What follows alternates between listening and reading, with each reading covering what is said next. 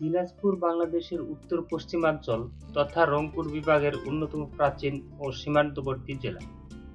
সাহিত্য, সংস্কৃতি আর প্রাচীন ইতিহাস সমৃদ্ধ স্থাপত্যশৈলীর কেন্দ্রভূমি দিনাজপুর জেলা।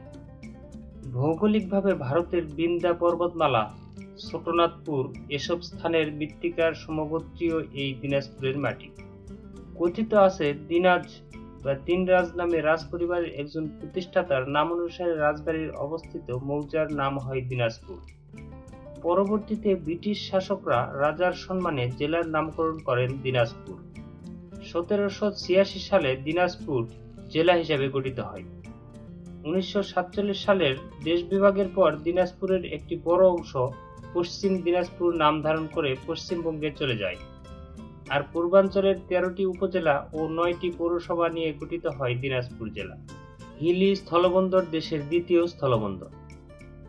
দিনাজপুরের দর্শনীয় স্থানগুলির মধ্যে অন্যতম হচ্ছে কান্তজিউ মন্দির বা কান্তজির মন্দির, রামসাগর মন্দির, গোপালগঞ্জ মন্দির, প্রাচীন বিষ্ণু মন্দির, ঘোড়াঘাট দুর্গ, সীতাকোট বিহার, দিনাজপুরের রাজবাড়ি, রামসাগর দিঘি, চেহেলগাজী মাজার, সুরা মসজিদ, প্রাচীন নয়াবাদ মসজিদ উল্লেখযোগ্য।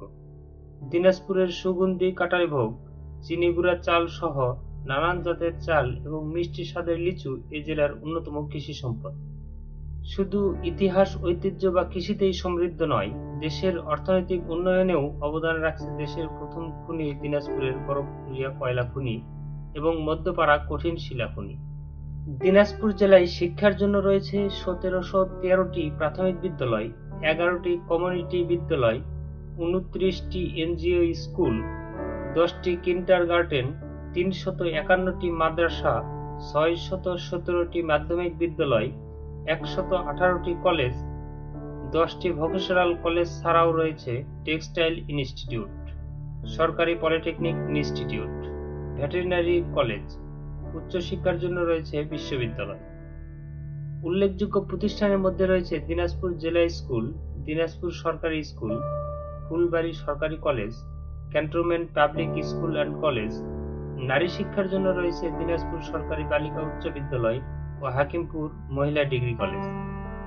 ধর্মীয় শিক্ষার জন্য রয়েছে দিনাজপুর নূরজাহান কামিল মাদ্রাসা, ভবানীপুর ইসলামিয়া কামিল মাদ্রাসা, জামিয়া ইসলামিয়া আজিজিয়া আনোয়ারুল উলুম মাদ্রাসা।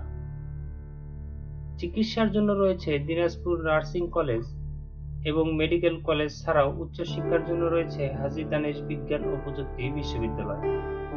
নদীমাতৃক এ দেশের প্রায় 26টিরও বেশি নদী প্রবাহিত হয়েছে দিনাজপুর জেলার ভিতর দিয়ে। আত্রাই, কাকর, কাসমতি, ইসামতি, করতোয়া, ছোট যমুনা, টেপা নদী, পুনর্ভবা, ঘিরনাই নদী, চিরি নদী, হারাবতী ইত্যাদি উল্লেখযোগ্য নদী। নদ নদী ছাড়াও ভাওয়াইয়া, কীর্তন, পেঁচালি, চরকের গান, বাউল গান, জারি গান নিয়ে দিনাজপুরের সংস্কৃতি অত্যন্ত সমৃদ্ধ।